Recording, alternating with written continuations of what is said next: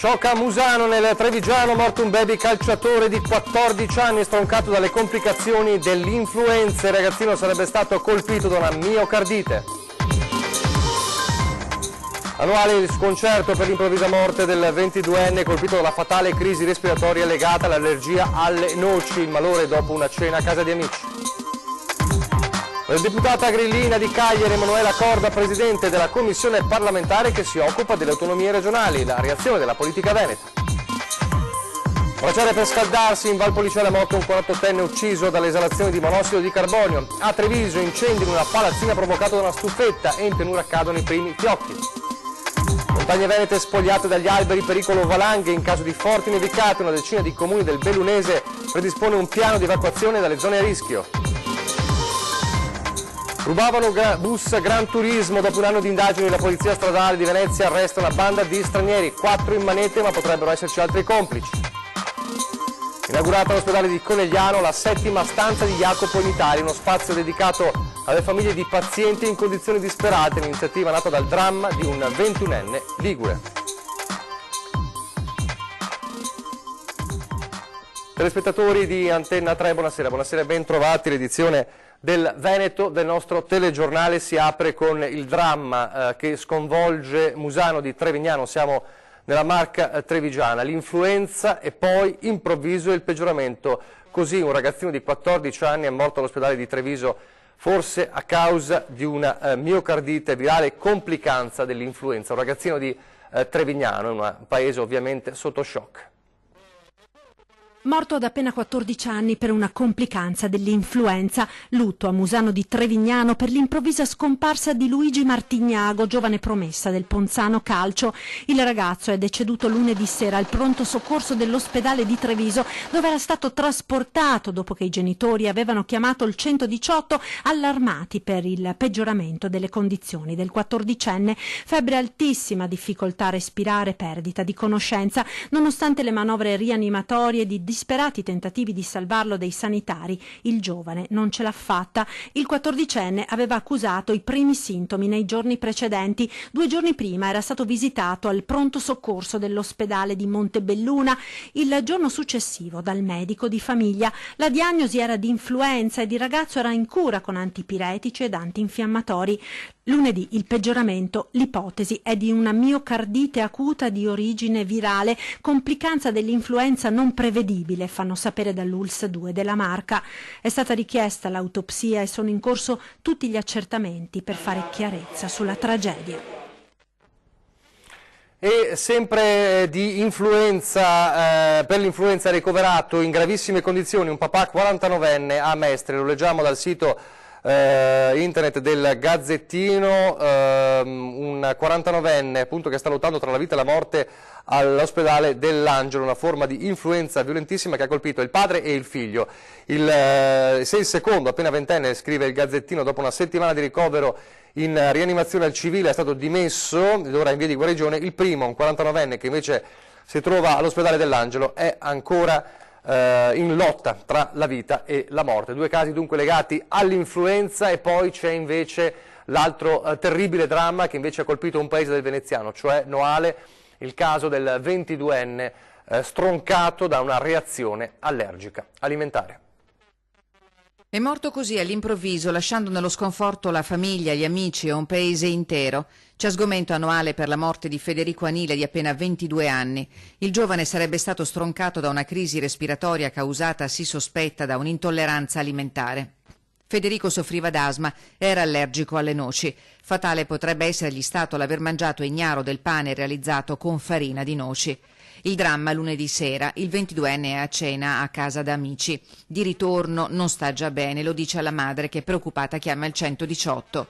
L'arrivo dell'ambulanza è tempestivo, ma all'ospedale la situazione peggiora fino all'epilogo drammatico martedì mattina, quando ai medici non resta altro che dichiarare la morte cerebrale del giovane. Un ragazzo così giovane, in una circostanza così, non può che dare grande dolore.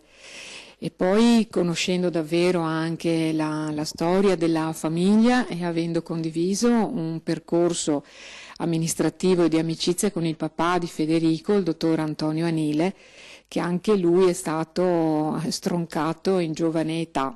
Commossa la sindaca di Noale nel ricordo di Antonio Anile, ex assessore ai servizi sociali e medico di base. Alla sua morte fu la moglie Gina a farsi carico della famiglia composta da 4 figli. Una famiglia che ha saputo guardare avanti e seguire anche le orme del papà sul piano anche professionale. La data dei funerali di Federico Anile non è ancora stata fissata, è probabile che prima di quel giorno vengano disposti accertamenti sanitari per comprendere l'esatta causa del decesso del ragazzo. E non possiamo che stringerci attorno ai ragazzi e alla mamma di Federico, la signora Gina.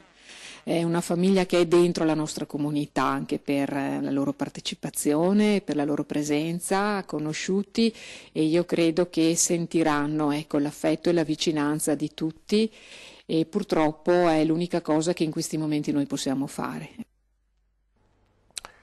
Ed ora il dramma di Lisiera di Bolzano Vicentino, ancora ricoverata in stato di arresto all'ospedale San Bortolo di Vicenza, la donna che domenica sera ha ucciso la figlia di 4 giorni. Domani in ospedale l'udienza di convalida. Interrogatorio di garanzia nell'ambito dell'udienza di convalida. Sarà sentita all'ospedale San Bortolo di Vicenza Federica, la donna di 42 anni che domenica sera in questa villetta di Lisiera di Bolzano Vicentino ha gettato a terra 2 volte Alice, 4 giorni appena, togliendole la vita. Un precario equilibrio quello che sta vivendo la donna, sottoposta a sedazione costante da parte dei medici che l'hanno in cura nel reparto di psichiatria. A suo fianco i familiari, il marito che in quei concitati momenti ha dapprima soccorso la bambina e poi salvato la vita alla moglie che stava per togliersi la vita con un coltello, ma anche i genitori di entrambi. Un dolore infinito quello che stanno vivendo. Federica in un letto di ospedale, piantonata dai carabinieri in stato di arresto con l'accusa di omicidio volontario, e il marito che da giorni più emozionanti della vita è piombato in un dramma per ora senza fine. Fondamentale la giornata di giovedì. Dopo l'interrogatorio sarà il giudice a dover decidere le sorti della donna.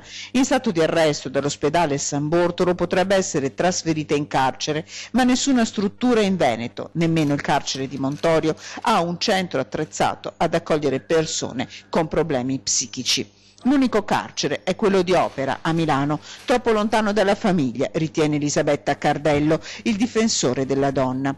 Intanto in mattinata la Procura di Vicenza ha affidato l'incarico per l'autopsia sul corpicino della piccola Alice. Tra 60 giorni tutti i risultati saranno depositati. Solo eseguiti tutti gli accertamenti necessari si potranno fissare i funerali. E su questo dramma si è espresso oggi anche il capo della Procura di Vicenza. Sentiamo le sue parole. Procuratore, il quadro giudiziario è definito. Sì, il quadro giudiziario è abbastanza semplice. Quello che colpisce, addolora è l'aspetto umano della enorme tragedia che è avvenuta. Questa donna rischia di finire in carcere. Sì, la Procura non può che chiedere la convalida dell'arresto che è avvenuto e l'applicazione della misura più ampia di fronte a un fatto che di per sé è un fatto estremamente pericoloso e estremamente grave. Sarà poi il giudice a verificare le opportunità adottando la misura specifica. Quello che resta da valutare a questo punto è quanto questa donna fosse in grado di intendere e di volere. Sicuramente questo dovrà essere oggetto di un accertamento tecnico specifico che affideremo subito dopo passata la prima emergenza. Una perizia psichiatrica dunque sulla donna. Adesso la tragedia di un uomo di 48 anni che è morto questa notte asfissiato dal monossido di carbonio a Sant'Ambrogio di Valpolicella. Siamo nel Veronese. Pochi minuti prima delle 4 i vigili del fuoco di Bardolino sono intervenuti nell'abitazione dell'uomo che, dopo l'allarme lanciato dal 118, ma appunto il 48enne era già morto a causa delle esalazioni della legna di un braciere rinvenuto nel bagno dove la via di ventilazione dei locali era ostruita. Voleva scaldarsi con quel braciere ma è rimasto ovviamente intrappolato dal fumo. Sul posto sono intervenuti anche i carabinieri per i rilievi e sarebbe una stufetta invece difettosa all'origine del rogo che ha gettato nel panico un intero condominio di Treviso. 12 persone sono finite all'ospedale. Il malfunzionamento di questa stufetta, le fiamme che partono da una poltrona e poi si propagano all'interno dell'appartamento al secondo piano, il fumo che raggiunge gli altri alloggi, 9 complessivamente nella palazzina. Grande paura, ma per fortuna nessun ferito nella notte in via Stuperic, nel quartiere trevigiano di Santa Maria del Rovere. In 12 sono dovuti ricorrere alle cure del pronto soccorso per un inizio di intossicazione da fumo, 4 bambini e 8 adulti. L'allarme poco dopo le 3 del mattino, il tempestivo intervento dei vigili del fuoco, 6 le squadre al lavoro fino a tarda notte, ha evitato che l'incendio devastasse l'intero edificio.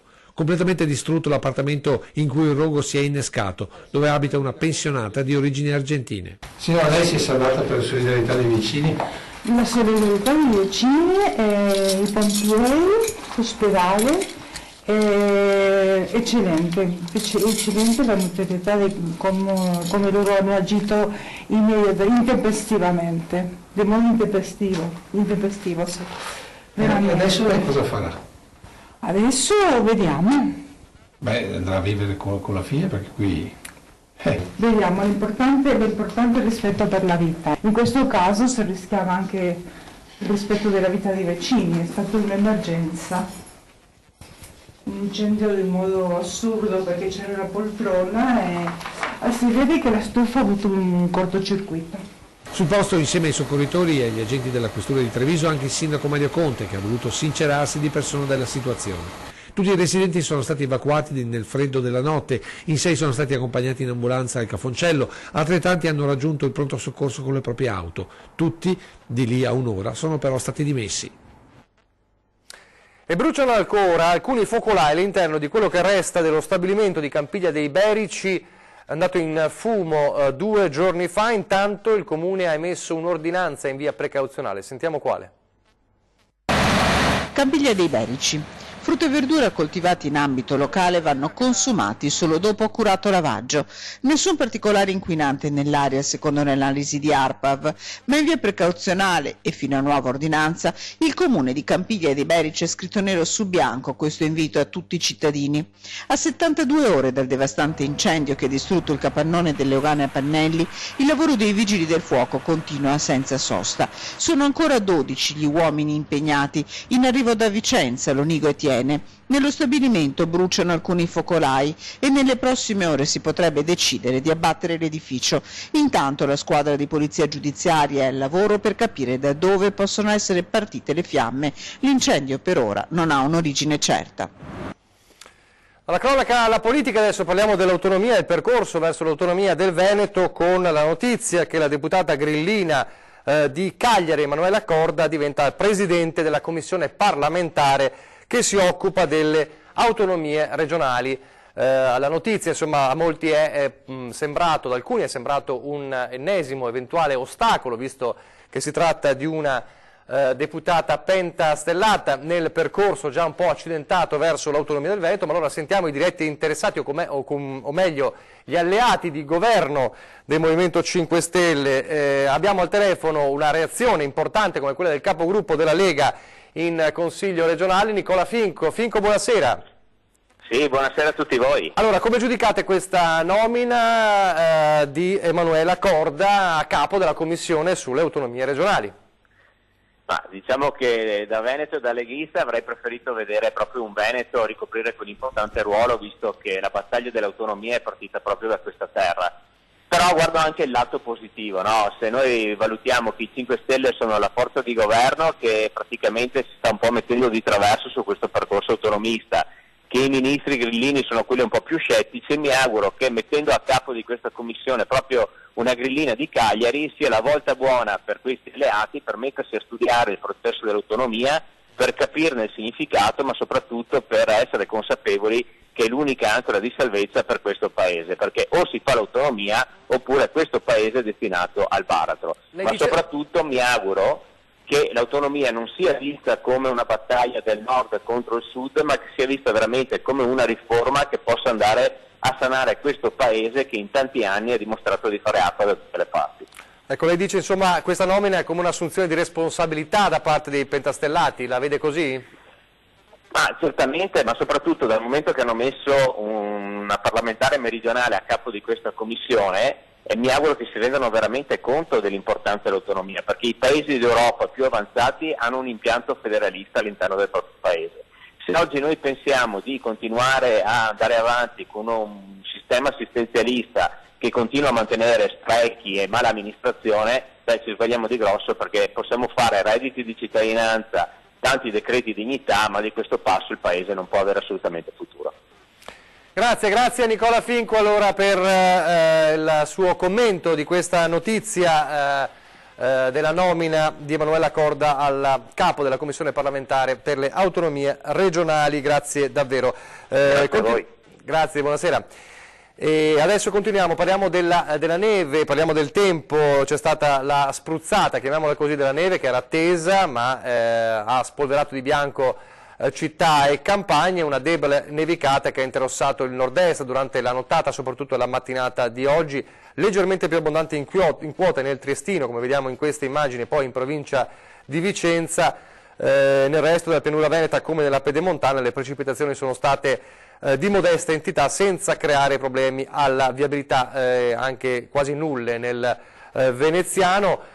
Come sappiamo le previsioni dell'ARPAV indicano che c'è stato il progressivo nel corso delle ore esaurimento del fenomeno, come era peraltro previsto, ma invece in montagna non ci sono stati problemi, ma potrebbero esserci problemi, o almeno è lo scenario su cui si sono interrogati alcuni sindaci del Bellunese, il sindaco di Rocca Pietore in testa, perché a determinate condizioni, che non sono quelle attuali ma potrebbero verificarsi, l'assenza di alberi purtroppo spazzati via dal maltempo potrebbe creare un rischio valanghe. Grande preoccupazione a Rocca Pietore per il rischio valanghe che potrebbero verificarsi se il manto nevoso dovesse superare gli 80 centimetri. C'è anche questo tra le conseguenze del maltempo di fine ottobre che nel solo comune ai piedi della Marmolada ha determinato la caduta di 600.000 alberi. La mancanza di protezione garantita dal bosco in caso di abbondanti nevicate determina quindi un rischio di valanghe che potrebbe rendere necessaria l'evacuazione di interi villaggi qualora il manto nevoso superasse i 70-80 centimetri, superando quindi il livello delle piante abbattute che ora funge da muro. Da lì in poi il problema sarà da valutare con attenzione di volta in volta, ogni volta che nevica, cioè potranno esserci dei casi anche di possibile evacuazione di alcuni villaggi. La questione è stata al centro ieri sera di un incontro molto partecipato con la popolazione ed è un problema che oltre a Rocca Pietore riguarda anche altri comuni bellunesi come Livinallongo, Alleghe, San Tommaso Gordino, Colle Santa Lucia, Zoppè di Cadore e Sovramonte, che in poco tempo potrebbero trovarsi costretti ad evacuare centinaia di persone. È un'evacuazione oltretutto a lungo termine, cioè sarà sicuramente un'evacuazione che troverà rientro della gente solamente in primavera. Pubblicità e poi torniamo ancora con il telegiornale del Veneto, ancora cronaca.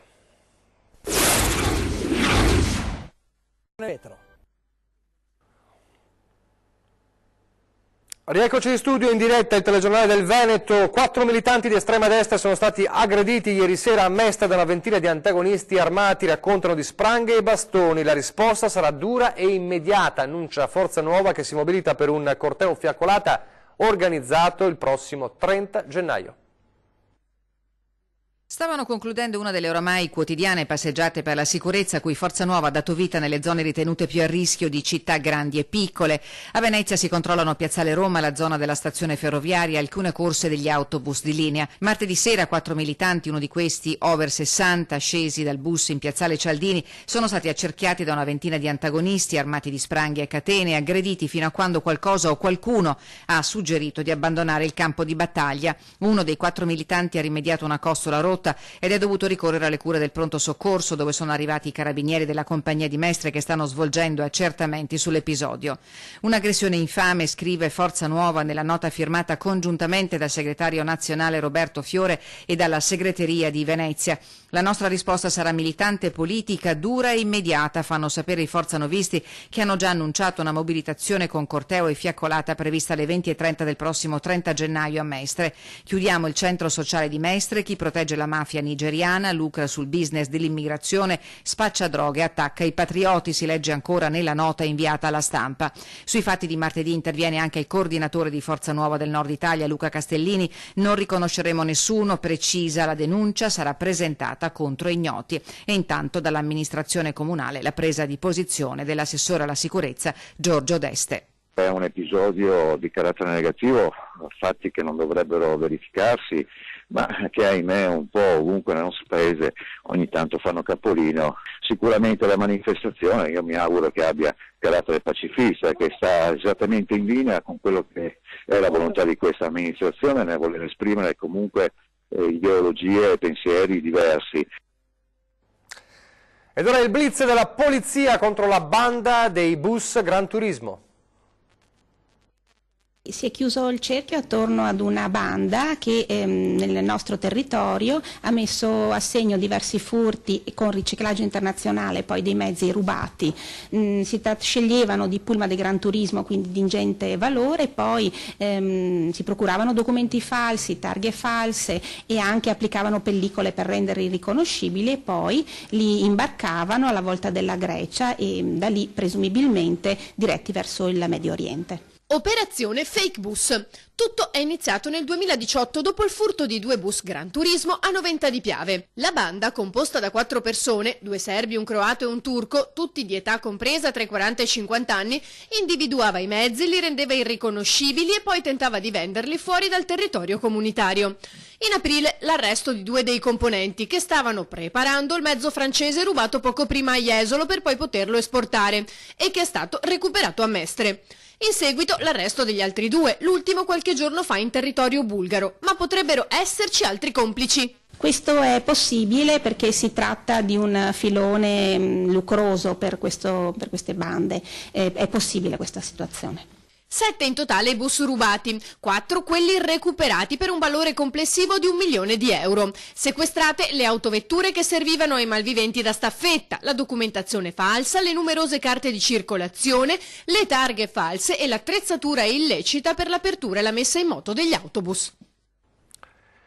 Voltiamo pagina per parlare di sanità e di un nuovo servizio all'ospedale. Siamo a Conegliano, ma è un servizio non per i pazienti, ma per le famiglie. Vediamo.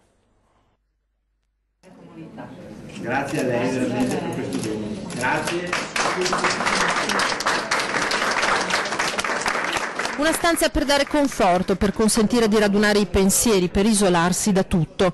Una stanza per i familiari di persone ricoverate in condizioni disperate, come i Tokyo, famiglia ligure che nel 2010 si ritrovò a vivere il dolore più grande, l'agonia del figlio Jacopo, colpito da una gravissima crisi d'asma a Londra, e ad affrontare la decisione se donarne o no gli organi. Jacopo è un ragazzo giovane di 21 anni e la famiglia ha fatto una grande scelta, che è quella poi, dopo ovviamente che è mancato, di donare gli organi, quindi la stanza ha un doppio significato: aiutare le famiglie ad avere un luogo accogliente e aiutare anche le famiglie a pensare che si può fare un dono ancora più grande, che quello degli organi dei propri familiari, per poi dare vita ad altre persone. Di Mirella Tuzzato, volontaria dell'associazione Veneti Schiacciati dalla Crisi, l'idea di presentare Fausta Tokyo, mamma di Jacopo, al direttore generale del LUIS 2 Francesco Benazzi, e così questa iniziativa, dopo i 2 ospedali di Savona e quelli di Venezia, Imperia, Mestre e Ancona, è arrivata a Conegliano, al primo piano del Santa Maria dei Battuti. Per noi a Conegliano è veramente un fiore all'occhiello di un ospedale che è già un'eccellenza, ma sta puntando all'umanizzazione, e quale migliore umanizzazione che non creare la stanza di Jacopo all'interno del nostro ospedale. A Conegliano la 7ª stanza, ma non ci si fermerà qui. L'8ª e la 9ª saranno a Treviso e Montebelluna, quindi continuiamo in questa esperienza straordinaria. Montebelluna, Treviso, siamo pronti e sono sicura che sarà breve il cammino per realizzare anche queste 2 stanze e poi andiamo avanti. Complimenti davvero. 20:10 questa sera, c'è il tempo per dirvi chi sono gli ospiti, la carne al fuoco non manca, tanti i temi sul piatto. Stefano Fracasso del Partito Democratico e Marcello Bano della Lega con il nostro Ferdinando Avarino. E adesso le previsioni del tempo. Grazie per averci seguito. Arrivederci.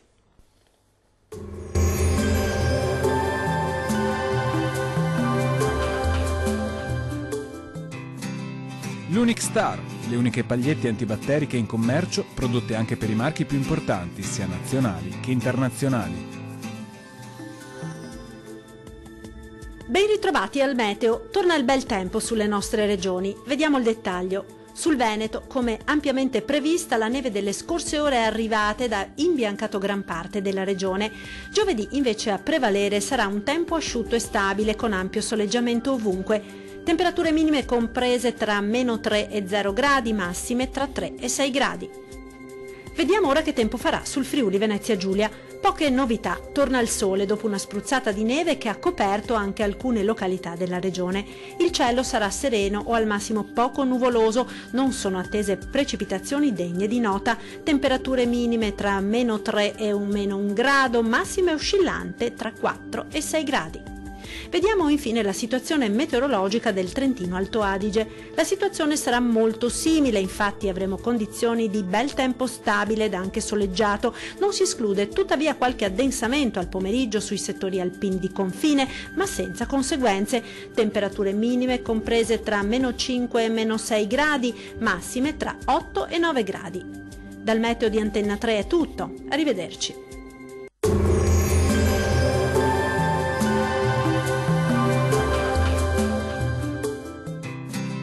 L'Unic Star, le uniche pagliette antibatteriche in commercio prodotte anche per i marchi più importanti, sia nazionali che internazionali.